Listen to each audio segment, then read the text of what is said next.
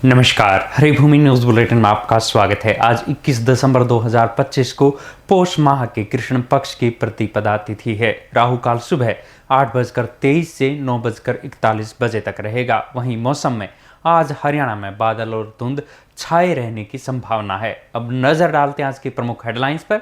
बांग्लादेश में 7 साल की बच्ची को घर में जिंदा जलाया, भीड़ की हैवानियत जारी। असम बंगाल में पीएम मोदी बोले, कांग्रेस ने घुसपैठियों को छूट दी, ममता सरकार कमीशन के खेल में डूबी। पाकिस्तान के पूर्व प्रधानमंत्री इमरान खान और बुशरा बीबी को 17 साल की कैद, पाक की सियासत में भूचाल। बंबई में बीएमसी चुनाव अकेली लड़ेगी कांग्रेस, भ्रष्टाचार के खिलाफ चार्जशीट लाने की तैयारी। नेपाल बना चीन का डिजिटल पिंजरा, अमेरिकी तकनीक और चीनी कैमरों ने छीनी तिब्बतियों की आज़ादी। अब खबरें विस्तार से। सबसे पहले बात करते हैं बांग्लादेश में जारी हिंसा की। बांग्लादेश में हिंसा का दौर और अधिक भयावह होता जा रहा है। लक्ष्मीपुर सदर में शुक्रवार देर रात उपद्रवियों ने बांग्लादेश नेशनलिस्ट पार्टी के नेता बिलाल हुसैन के घर को बाहर से बंद कर पेट्रोल डालकर आग लगा दी। इस दर्दनाक हमले में बिलाल की 7 साल की मासूम बेटी आयशा की जलकर मौत हो गई, जबकि उनकी 2 अन्य बेटियां और वे स्वयं 60% तक झुलस गए। घायलों की स्थिति अत्यंत नाजुक बनी हुई है। इससे पहले मयनमन सिंह शहर में भीड़ ने 25 वर्षीय हिंदू युवक दीपू चंद्र दास पर ईश निंदा का झूठा आरोप लगाकर उसे पीट पीट कर मार डाला था। उपद्रवियों ने क्रूरता की हद पार कर युवक के शव को निर्वस्त्र कर पेड़ से लटकाया और फिर उसे आग के हवाले कर दिया। इन घटनाओं ने पूरे देश में दहशत का माहौल पैदा कर दिया है। रैपिड एक्शन बटालियन ने हिंदू युवक की हत्या के सिलसिले में अब तक 7 संदिग्धों को गिरफ्तार किया है। सरकार ने सख्त कार्रवाई का आश्वासन दिया है, लेकिन जिस तरह मासूमों और अल्पसंख्यकों को निशाना बनाया जा रहा है, उसने सुरक्षा व्यवस्था की पोल खोल कर रख दी है। अगली खबर असम और बंगाल से। प्रधानमंत्री नरेंद्र मोदी ने शनिवार को असम दौरे के दौरान कांग्रेस की पिछली नीतियों पर कड़ा प्रहार कर कहा कि पूर्वोत्तर की सुरक्षा और पहचान को दांव पर लगाने के लिए कांग्रेस जिम्मेदार है। गुवाहाटी के नेचर थीम वाले नए एयरपोर्ट टर्मिनल के उद्घाटन के अवसर पर उन्होंने कहा कि कांग्रेस ने केवल सत्ता और वोट बैंक के लिए घुसपैठियों की खुली छूट दी, जिसमें असम की डेमोग्राफी पूरी तरह से बदल गई।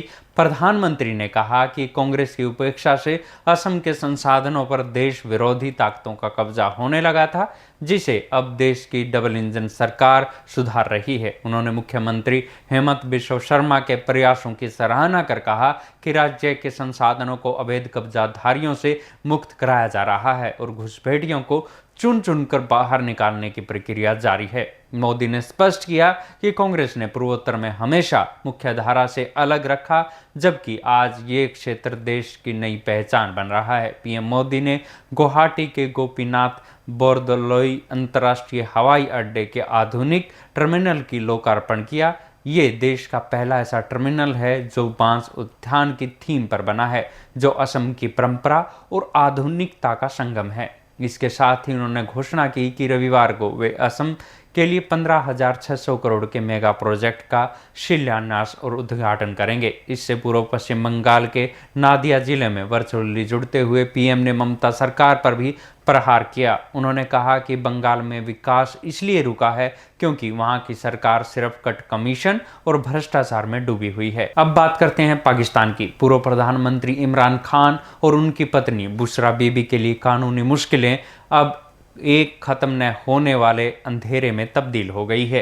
रावलपिंडी की जवाबदेही अदालत ने तोशाखाना भ्रष्टाचार मामले में इमरान खान और उनकी पत्नी को 17 साल के कठोर कारावास की सजा सुनाई है। साथ ही दोनों पर 1-1 करोड़ रुपए का भारी जुर्माना भी लगाया है। अदालत ने उपहारों की खरीद फरोख्त में धोखाधड़ी और आपराधिक विश्वासघात का दोषी पाते हुए ये सख्त फैसला सुनाया। ये सजा एक ऐसे समय में आई है जब इमरान की बहनें और समर्थक जेल के बाहर उनके अधिकारों के लिए प्रदर्शन कर रहे हैं, जिन्हें अब आतंकवाद की धाराओं का सामना करना पड़ रहा है। 17 साल की लंबी जेल न केवल इमरान खान के व्यक्तिगत जीवन बल्कि उनकी पार्टी पीटीआई के अस्तित्व के लिए भी बड़ी चुनौती बन गई है। अगली खबर मुंबई से। बृहत मुंबई महानगर पालिका यानी बीएमसी के आगामी चुनावों को लेकर महाराष्ट्र की राजनीति में हलचल तेज हो गई है। महाराष्ट्र कांग्रेस के प्रभारी रमेश चन्नीथला ने शनिवार को बड़ा ऐलान कर साफ किया कि पार्टी ये चुनाव किसी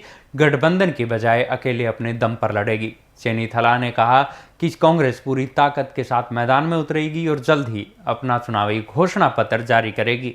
कांग्रेस ने इस बार राजनीतिक रूप से बीएमसी में हुए कथित भ्रष्टाचार को अपना मुख्य हथियार बनाने का फैसला किया है। पार्टी जल्द ही नगर निगम के कामकाज में हुई अनियमितताओं के खिलाफ एक चार्जशीट जनता के सामने पेश करेगी। चन्नीथला ने आरोप लगाया कि देश की सबसे धनी महानगर पालिका होने के बावजूद मुंबई का विकास नहीं हो सका है और इसके लिए जिम्मेदार चेहरों को जनता पहचानती है। उन्होंने प्रदूषण और भ्रष्टाचार को चुनाव के दो सबसे बड़े मुद्दे बताया। हालांकि अकेले चुनाव लड़ने की बात के बीच उन्होंने ये भी जोड़ा कि प्रकाश अंबेडकर की पार्टी से संवाद के लिए कांग्रेस का एक प्रतिनिधित्व मंडल उनसे मुलाकात करेगा। आखिर में बात करते हैं तिब्बती शरणार्थियों की। नेपाल की राजधानी काठमांडू की गलियों में अब तिब्बती शरणार्थियों के लिए सुरक्षित आश्रय नहीं बल्कि एक डिजिटल जेल बन चुकी है। चीन ने अपनी उन्नत निगरानी तकनीक यानी सीसीटीवी और एआई के जरिए नेपाल में एक ऐसा नेटवर्क खड़ा कर दिया है जिसने फ्री तिब्बत आंदोलन की आवाज को पूरी तरह से दबा दिया है। चौंकाने वाली बात यह है कि इस चीनी निगरानी साम्राज्य की जड़ें उन अमेरिकी तकनीकों में छिपी हैं जिन्हें सिलिकॉन वैली की कंपनियों ने चीनी बाजार तक पहुंच बनाने के लिए साझा किया था। आज काठमांडू के चप्पे चप्पे पर लगे हजारों चीनी कैमरे न केवल चेहरों को पहचानते हैं बल्कि प्रेडिक्टिव पुलिसिंग के जरिए प्रदर्शन होने से पहले ही लोगों को गिरफ्तार करवा देते हैं। नेपाल अब उन 150 देशों की सूची में शामिल है जहां चीन किफायती पुलिसिंग के नाम पर अपनी दमनकारी नीति निर्यात कर रहा है। सीमा पर सख्त पहरे, शहर में एआई आधारित निगरानी के कारण अब नेपाल पहुंचने वाले शरणार्थियों की संख्या हजारों से घटकर सिंगल डिजिट में रह गई है। यहाँ रहने वाले तिब्बती अब बिना किसी नागरिकता और भविष्य के केवल कैमरों की नज़रों के बीच जीने पर मजबूर हैं। ऐसी ही खबरों से जुड़े रहने के लिए देखते रहिए हरिभूमि टीवी। और अधिक खबरों को विस्तार से जानना है तो हरिभूमि अखबार पढ़ें या हरिभूमि की वेबसाइट पर जाएं। शुभ प्रभात।